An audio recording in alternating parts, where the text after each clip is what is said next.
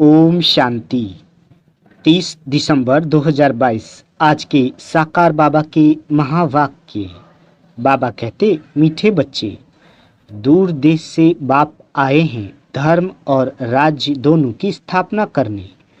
जब देवता धर्म है तो राजाई भी देवताओं की है, दूसरा धर्म व राज्य नहीं। प्रश्न, सतयुग में सब पुण्य आत्माएं हैं, कोई पापात्मा नहीं, उसकी निशानी क्या है? उत्तर, वहाँ कोई कर्म भोग बीमारी आदि नहीं होता है। यहाँ बीमारियाँ आदि सिद्ध करती है कि आत्माएं पापों की सजा कर्म भोग के रूप में भोग रही है, जिससे ही पास्ट का हिसाब किताब कहा जाता है। प्रश्न, बाप के किस इशारे को दूरदेशी बच्चे ही समझ सकते हैं? उत्तर, बाप इशारा करते हैं, बच्चे तुम बुद्धि योग की डोरी लगाओ, यहाँ बैठे बाप को याद करो। प्यार से याद करेंगे तो तुम बाप के गले का हार बन जाएंगे, तुम्हारे प्रेम के आंसू माला का दाना बन जाते हैं। गीत, आखिर वह दिन आया आज। ओम शांति। बाबा कहती, बच्चों ने गीत सुना, गीत का अर्थ समझा। भारत तो बहुत बड़ा है, सारे भारत को नहीं पढ़ाया जा सकता है। ये तो पढ़ाई है, कॉलेज खुलते जाएंगे। ये हुई बेहद के बाप की यूनिवर्सिटी। इनको कहा जाता है पांडव गवर्नमेंट। गवर्नमेंट कहा जाता है सावरंटी को। अब तुम बच्चे जानते हो, सावरंटी स्थापन हो रही है। धर्म प्लस सावरंटी, रिलीजो, पॉलिटिकल, देवी देवता धर्म की स्थापना हो रहा है।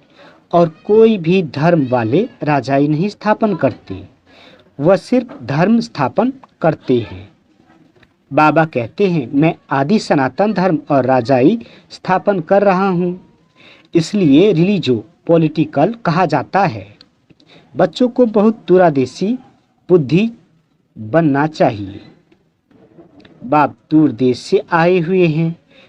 यूं दूर देश से तो सब आत्माएं आती है, तुम भी दूर देश से आए हो। नया धर्म जो स्थापन करने आते हैं, उनकी आत्माएं दूर से आती है, वह है धर्म स्थापक।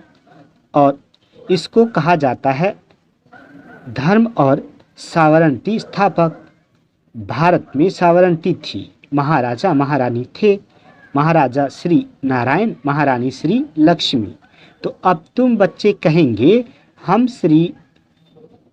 श्रीमत पर चल रहे हैं। बाबा, जिसको हम सब भारतवासी पुकारते आए हैं कि आओ आकर पुरानी दुनिया को बदल नई सुख की दुनिया स्थापन करो। पुराने घर और नए घर में अंतर तो होता है ना। बुद्धि में नया मकान ही याद रहता है।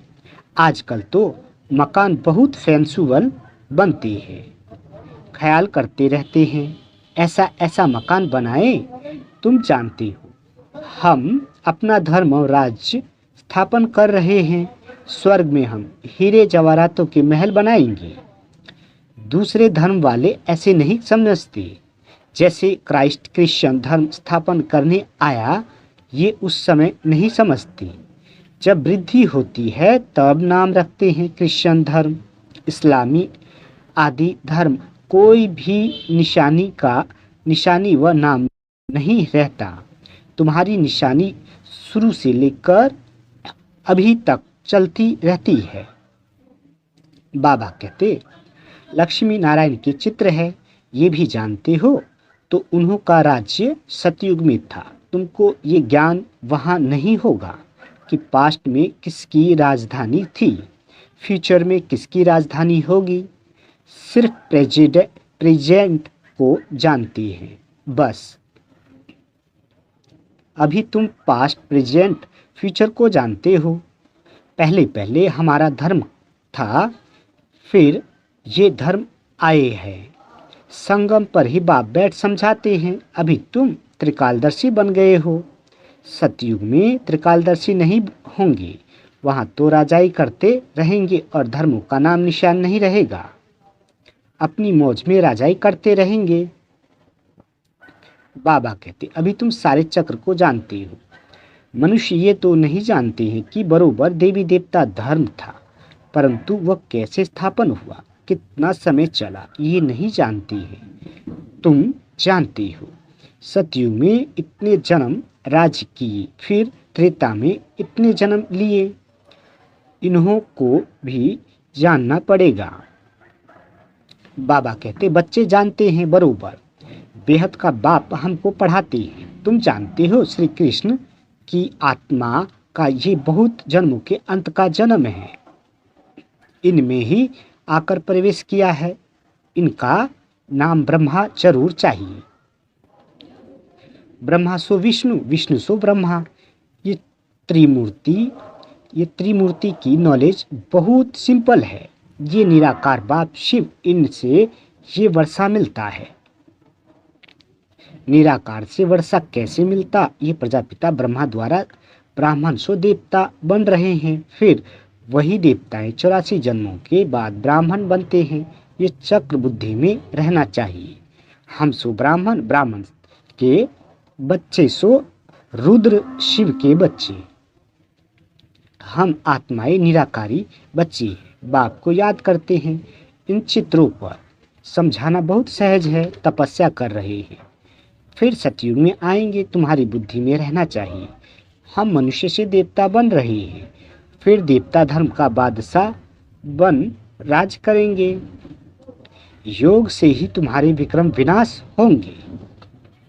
बाबा कहते, अगर अभी भी पाप करते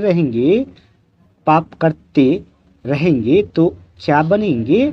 यात्रा पर जब जाते हैं तो पाप नहीं करते हैं, पवित्र भी जरूर रहते हैं, समझते हैं, देवताओं के पास जाते हैं, मंदिर में भी हमेशा स्नान करके जाते हैं। स्नान क्यों करते हैं? एक तो विकार में जाते हैं, दूसरा लैट्रिन में जाते हैं, फिर स्वच्छ बनकर देवताओं का दर्शन करने जाते हैं। यात्रा पर कब पतित नहीं बनते। 4 धर्मों की परिक्रमा पावन होकर देते हैं, तो पवित्रता है मुख्य। बाबा कहते, देवताएं भी अगर पतित होते तो फर्क क्या रहा? देवताएं पावन हैं, हम पतित हैं। तुम जानते हो, बाबा ने हमको ब्रह्मा द्वारा गोद लिया है। यूं तो तुम सब आत्माएं हमारे बच्चे हो, परंतु तुमको पढ़ाऊं कैसे, राजयोग कैसे सिखलाऊं, तुम मीठे मीठे बच्चों को स्वर्ग का मालिक कैसे बनाऊं?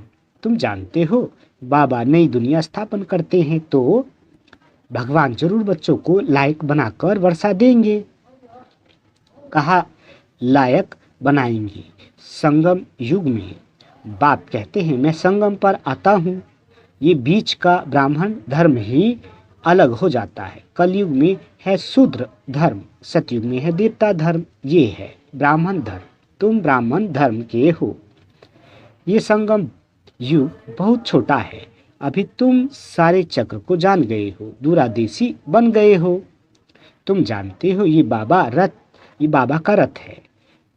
इनको नंदीगण भी कहते हैं। सारा दिन सवारी थोड़े ही होती है। आत्मा शरीर पर सारा दिन सवारी करती है। अलग हो जाए तो शरीर न रहे। बाबा तो आज आ जा सकता है, क्योंकि उनकी अपनी आत्मा है, तो मैं इनमें सदैव नहीं रहता हूँ, सेकंड में आ जा सकता हूँ। मेरे जैसा तीखा रॉकेट कोई हो नहीं सकता। आजकल रॉकेट, एरोप्लेन आदि कितनी चीजें बनाई हैं, परंतु सबसे तीखी आत्मा है। तुम बाप को याद करो। ये आया आत्मा को हिसाब किताब अनुसार लंदन में जन्म लेना होगा, तो सेकंड में वहां जाकर गर्भ में प्रवेश करेंगी। तो बाबा कहते, तो सबसे तीखी डोरी पहनने वाली आत्मा है। अभी आत्मा अपने घर में जा नहीं सकती, क्योंकि वह ताकत ही नहीं रही है, कमजोर हो गई है, उड़ नहीं सकती। आत्मा पर पापों का बोझा बहुत है। शरीर पर अगर बोझा होता तो आग से पवित्र हो जाता, परंतु आत्मा में ही खाद पड़ती है, तो आत्मा ही साथ में हिसाब किताब ले जाती है। इसलिए कहा जाता है पास्ट का कर्म भोग है, आत्मा संस्कार साथ में ले जाती है।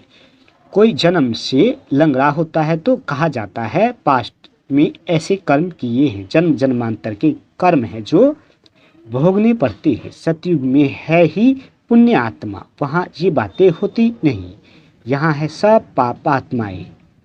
सन्यासी को भी अर्धांग लंगड़ लकवा हो जाए तो कहेंगे कर्म भोग। अरे महात्मा श्री श्री 108 सतगुरु को फिर ये बीमारी क्यों कहेंगे कर्म भोग? देवताओं के लिए ऐसे नहीं कहेंगे। गुरु मरेगा तो फॉलोवर्स को जरूर अफसोस होगा। बाप पर भी जास्ती लव होता है तो रोते हैं। स्त्री का पति से जास्ती लव होगा तो रोएगी। पति दुखी करने वाला होगा तो नहीं रोएगी। मोह नहीं होगा तो समझेगी। भाभी तुम्हारा भी बाप के साथ बहुत लव है, पिछाड़ी में बाबा चला जाएगा। तुम कहेंगे ओहो बाबा चला गया, जिसने इतना सुख दिया पिछाड़ी में बहुत करते हैं, बाप से बहुत लव रहता है। तुम कहेंगे बाबा हमको राजाई देकर चला गया, प्रेम के आंसू आएंगे, दुख के नहीं। यहाँ भी बच्चे बहुत समय के बाद आकर बाप से मिलते हैं तो प्रेम के आंसू आते हैं। ये प्रेम के आंसू फिर माला का दाना बन जाएंगे। हमारा पुरुषार्थ ही है कि हम बाबा के गले का हार बने, इसलिए बाबा को याद करते रहते हैं। बाबा का फरमान है याद की यात्रा करते रहो। जैसे दोहराया जाता है फलाने स्थान को हाथ लगा कर आओ, फिर नंबरवार होता है। यहाँ भी जितना बाबा को जास्ती याद करेंगे, जो पहले दोहरी लगाकर आ जाएंगे वही फिर पहले स्वर्ग में लौट आकर राज करेंगे। तुम सब आत्माएं बुद्धि के योग से दौड़ रही हो, यहाँ बैठे हुए वहाँ दौड़ रही हो। हम शिव बाबा के बच्चे हैं। बाबा इशारा करते हैं मुझे याद करो, दूरादेशी बनो। तुम दूर देश से आए हो, अब ये पराया देश विनाश हो जाएगा। इस समय तुम रावण के देश में हो, ये धरणी रावण की है। फिर तुम बेहद के बाप की धरणी पर आएंगे, वहाँ है राम राज्य। राम राज्य बाप स्थापन करते हैं। फिर आधा में रावण राज ड्रामा अनुसार नूंधा हुआ है। ये सब बातें तुम बच्चे ही जानते हो, इसलिए तुम प्रश्न पूछते हो, कोई नहीं बता सकेगा। अगर कहे आत्मा का फादर गॉड फादर है, अच्छा तुमको उनसे क्या वर्षा मिलना चाहिए? ये है पतित दुनिया। बाप ने पतित दुनिया तो नहीं रची है ना। कोई को भी समझाना बहुत सहज है, चित्र दिखाना पड़े। त्रिमूर्ति का चित्र कितना अच्छा है, ऐसा कायदे अनुसार त्रिमूर्ति शिव का चित्र कहाँ है नहीं। ब्रह्मा को दाढ़ी दिखाते हैं, विष्णु और शंकर को नहीं दिखाते हैं, उनको देवता समझते हैं। ब्रह्मा तो प्रजापिता है, कोई ने कैसे बनाया है। अभी तुम बच्चों की बुद्धि में ये सब बातें हैं, कोई की बुद्धि में नहीं आता है।